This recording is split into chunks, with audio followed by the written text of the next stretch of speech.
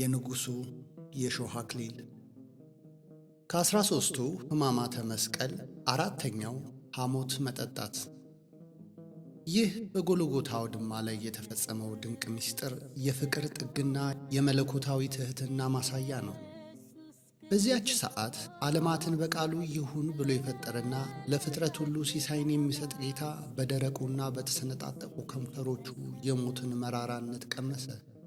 ያ በበረሃ ለተጠሙት አባቶቻችን ከጠንካራ ዓለት ላይ ጣፋጭ ውሃን ያፈለቀ በደመና ነጋሪት መናን ያወረደ ጌታ ዛሬ ግን በገዛ ፍጥረታቶቹ እጅ መራራ ሐሞትን እንዲጎነጭ ቀረበ። ጌታችን በመስቀል ላይ ሆኖ ተጠማው ሲል ውሃ ፈልጎ ብቻ አልነበረም። ያ ጥሙ የሰው ልጅን ነፍስ የማዳን የጠፋውን አዳም ወደ ቀደመ ክብሩ የመመለስ ታላቅ የፍቅር ጥም ነበር። ነገር ግን ጨካኞቹ ጭፍሮች ለዚያ የፍቅር ጥም የሰጡት ምላሽ በመራራ ሐሞት የተለወሰ ሆምጣጤ ነበር። ያ የሕይወት ምንጭ የሆነ አፍ ለፍጥረቱ ሲል መራራን መጠጥ ለመቀበል አልተጸየፈም። አዳም በገነት ውስጥ ያችን ዕፅ በበላ ጊዜ በነፍሱና በሥጋው ውስጥ የኀጢአት መራራነት ሰርጾ ነበር። ያንን የሺህ ዘመናት የሰው ልጅ የሕይወት ምሬት ለመጥረግ የሕይወት ጌታ መራራውን ሐሞት ቀመሰልን። እርሱ መራራውን በጠጣ ጊዜ የእኛ የሞት መራራነት ወደ ዘላለም ሕይወት ጣፋጭነት ተለወጠ። ያ መራራ ጠብታ በቅዱስ አንደበቱ ላይ ሲያርፍ ለእኛ ግን የጸጋ የበረከት ምንጭ ሆነልን። ያ የሰማይና የምድር ንጉሥ የኪሩቤልና የሱራፌል አምላክ እንዲህ ያለውን የሚሰቀጥጥ ግፍ በትዕግሥት ሲቀበል መላእክት በድንጋጤ ክንፋቸውን ዘረጉ። እኛ ለትንሽ ነገር ምሬት የምናበዛ ፍጥረቶቹ፣ እርሱ ግን ዓለሙን የሞላውን መራራ በደል በዝምታ ጨለጠው። ያ የታገሰው መራራ መጠጥ ዛሬ ለእኛ የማይጠገብ የሰማያዊ ማዕድ ሆኖናል። ጌታ ሆይ አንተ መራራውን ስለቀመስ እኛ የሕይወትን ማር እንድንመገብ አደረግከን። ያ ሐሞት በደረቁ ከንፈሮችህ ላይ ሲያርፍ ለእኛ ግን የዲያብሎስን መርዝ የሚያጠፋ መለኮታዊ መድኃኒት ነበር። ዛሬ ያ የመከራህ ጽዋ ለእኛ የድልና የክብር መዝሙር ሆኖናል። በዚያች ሰዓት ፍጥረት ሁሉ በፈጣሪው መከራ የታወከበት ድንቅና አስፈሪ ጊዜ ነበር። ፀሐይ በግርማ መለኮቱ ፊት ለፍጥረቱ የሚሆን ብርሃን ለመስጠት አፍራ ፊቷን በድቅድቅ ጨለማ ሸፈነች። ምድርም መሠረቷ ተናወጠ፣ ዓለቶችም ተሰነጠቁ። ጨካኞቹ ጭፍሮች ግን የፍጥረትን መናወጥ ልባቸው አላስተዋልም ነበር። ይልቁንም በክፋትና በንቀት ተሞልተው በሳቅና በፌዝ እየታጀቡ ያንን መራራ የሐሞት ጽዋ ወደ ጌታችን ከንፈሮች አቀረቡ። ያ በሰማያዊ መንበር ላይ ሆኖ መላእክት ቅዱስ ቅዱስ ቅዱስ እያሉ በጣፋጭ ምስጋናና በቅዱስ ማዕጠንት የሚያጥኑት ዓለማትን በቃሉ ይሁን ብሎ የፈጠረ አፉ ዛሬ ግን በክፉዎች እጅ በመራራ ግፍ ተሞላ። ጌታችን ያንን ጽዋ ወደ ከንፈሮቹ ሲያስጠጋ መላእክት በትዕግሥቱ ተደንቀው ክንፋቸውን ዘረጉ። ያ ጽዋ ለሥጋው ሥቃይና መከራ ቢሆንም በውስጡ ግን ለእኛ የድኅነት መድኃኒት ተቀምጦበት ነበር። አዳም በገነት ውስጥ የኀጢአትን መራራ ፍሬ በበላ ጊዜ በነፍሱና በሥጋው ውስጥ የሞት መርዝ ሰርጾ ነበር። ጌታችን ያንን መራራ ሐሞት የቀመሰው የአዳምን የሺህ ዘመናት የሕይወት ምሬት ጠራርጎ ሊያጠፋ ነው። እርሱ መራራውን በጠጣ ጊዜ የእኛ የጠቆረውና የመረረው ሕይወት ወደ ሰማያዊ ጣፋጭነት ተለወጠ። ያ መራራ ጠብታ በቅዱስ አንደበቱ ላይ ሲያርፍ ለእኛ ግን የሲኦልን እስራት የሚበጥስ መለኮታዊ ኃይል ሆነልን። ያ ጽዋ ሐሞት ብቻ ሳይሆን የሰው ልጅን የማዳን የፍቅር ጽዋ ነበር። ጌታችን ተጠማው ሲል ውሃ ፈልጎ ሳይሆን የሰው ልጅን ነፍስ ለማዳን ነበር። እነርሱ ግን ለጥሙ ሐሞትን ሰጡት። እርሱ ግን ያንን መራራነት በታላቅ ትሕትና ተቀበለው። ምክንያቱም በዚያ መራራነት ውስጥ የእኛ የዘላለም ጣፋጭ ሕይወት ተደብቆ ነበርና። ያ የታገሰው ውርደትና መራራ መጠጥ ዛሬ ለእኛ የማይጠወልግ የድል አክሊልና የማይጠገብ የሰማይ ማዕድ ሆኖናል። ጌታ ሆይ አንተ መራራውን ስለቀመስክ እኛ የሕይወትን ማር እንድንመገብ አደረግከን። ያ ሐሞት በደረቁ ከንፈሮች ላይ ሲያርፍ ለእኛ ግን የሰይጣንን መርዝ የሚያጠፋ መለኮታዊ ሳሙና ነበር።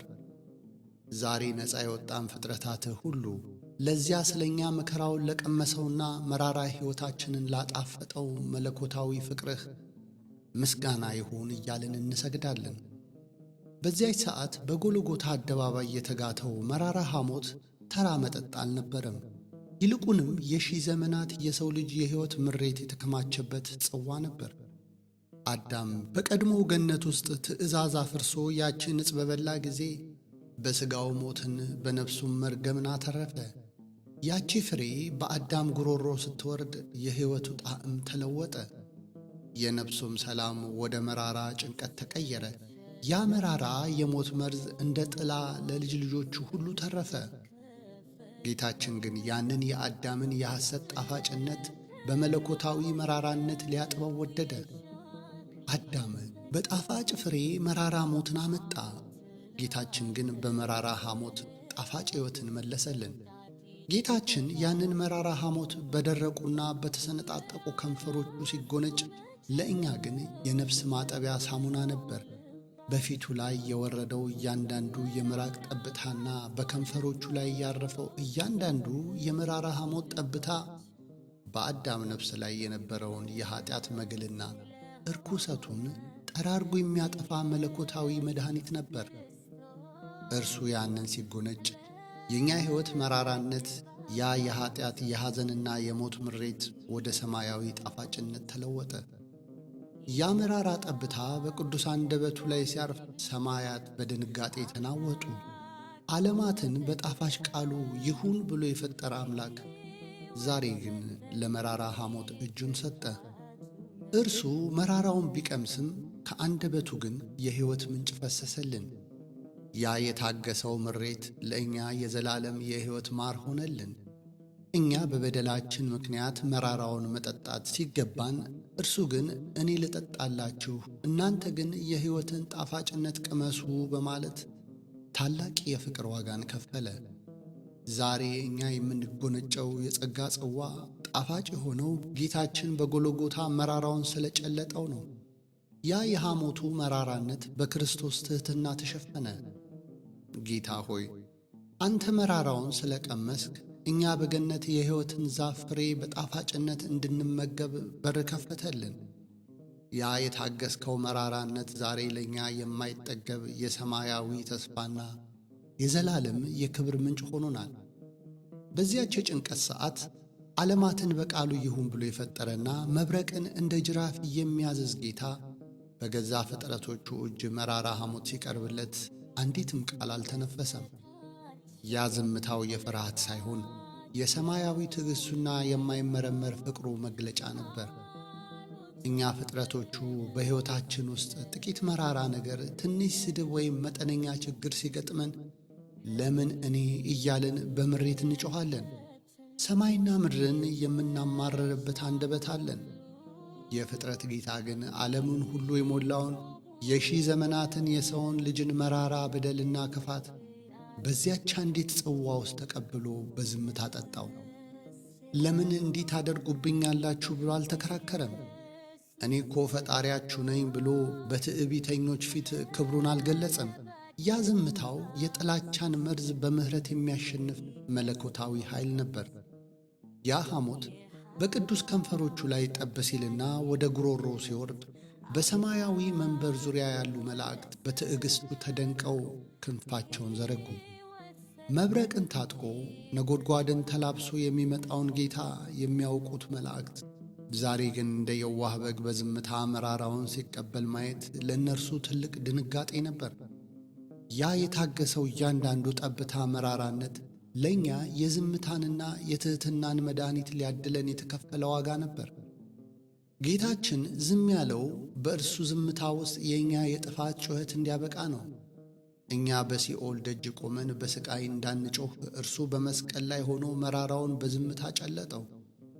ያ መራራ ጠብታ በከንፈሮቹ ላይ ሲያርፍ በአዳም ነፍስ ውስጥ የነበረው የጥላቻና የዓመፅ መራራነት ተሸፈነ። ዝምታው የድል አዋጅ ነበረ፣ መራራውን መጠጣቱ ደግሞ የፍቅር ማኅተም ነበር። ዛሬ በሕይወታችን መራራ ነገር ሲገጥመን ያንን በጎልጎታ በዝምታ መራራውን የጠጣውን ጌታ እናስባለን። እኛ ለክብሩ ሳይሆን ለእኛ ድህነት ሲል ያንን ግፍ በትዕግሥት ተቀበለ።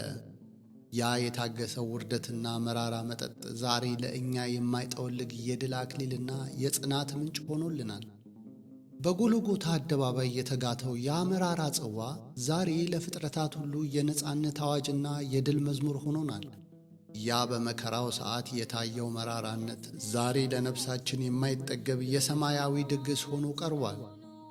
ጌታ ሆይ፣ አንተ በዚያች ሰዓት መራራውን ሐሞት ስለቀመስ እኛ ዛሬ የሕይወትን ማር እንድንመገብ በር ከፈተልን። አንተ የሞትን ምሬት ጠጣህ፣ እኛ ግን የሕይወትን ጣፋጭነት ወረስን። ያ በደረቁ ከንፈሮች ላይ ያረፈው መራራ መጠጥ በእኛ ሕይወት ውስጥ የነበረውን የኀጢአት የሐዘንና የጭንቀት ምሬት ጠራርጎ አጠፋው። አንተ ለውርደት መራራውን ስትጎነጭ፣ እኛ ግን በክብር የጸጋን ማዕድ እንድንቋደስ አደረግከን። ፊትህ በመከራና በምራቅ ቢጋረድም በውስጡ ግን ዓለማትን የሚያበራ የማይጠፋ የፍቅር ብርሃን ነበር። ያ በጥፊ የቆሰለና በሐሞት የረከሰ ፊትህ ለእኛ ግን የምሕረትና የይቅርታ መስታወት ሆኖልናል። በመከራው ድቅድቅ ጨለማ ውስጥ ሆነህ ለሰው ልጅ ሁሉ የሚሆን የዘላለም የብርሃን ተስፋን ሰፋህ። ያ የታገስከው መራራ መጠጥ ዛሬ ለእኛ የጥምቀት ማጠቢያና የቅድስና ምንጭ ሆነ። ዛሬ እኛ የምንሳተፍበት የሰማያዊው ድግስና የቅዱስ ቁርባኑ ምስጢር ጣፋጭ የሆነው አንተ በጎልጎታ መራራውን ስለጨለጥከው ነው። ያ መራራ ሐሞት ለእኛ የድኅነት ሳሙና ነበረ። አንተ ስትጠማ እኛ ረካን። አንተ መራራውን ስትቀምስ እኛ በገነት የሕይወትን ዛፍ ፍሬ ለመቅመስ ታደልን። ያ የታገስከው ውርደት ለእኛ የዘላለም የኩራት የነጻነት ምንጭ ሆነ። ለዚያ ስለ እኛ መራራውን ለቀመሰውና መራራ ሕይወታችንን በጸጋው ላጣፈጠው መለኮታዊ ፍቅርህ ከምድር እስከ ሰማይ የዘላለም ምስጋና ይሁን። ያ የጎልጎታው መራራ ጽዋ ዛሬ በእጃችን ያለ የድል ጽዋ ሆኗል።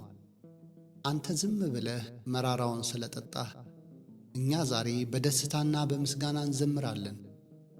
ጌታ ሆይ፣ በመራራው ጽዋ ውስጥ የሰጠህን የሕይወት ጣፋጭነት ለዘላለም ይኑር። ይቆየን።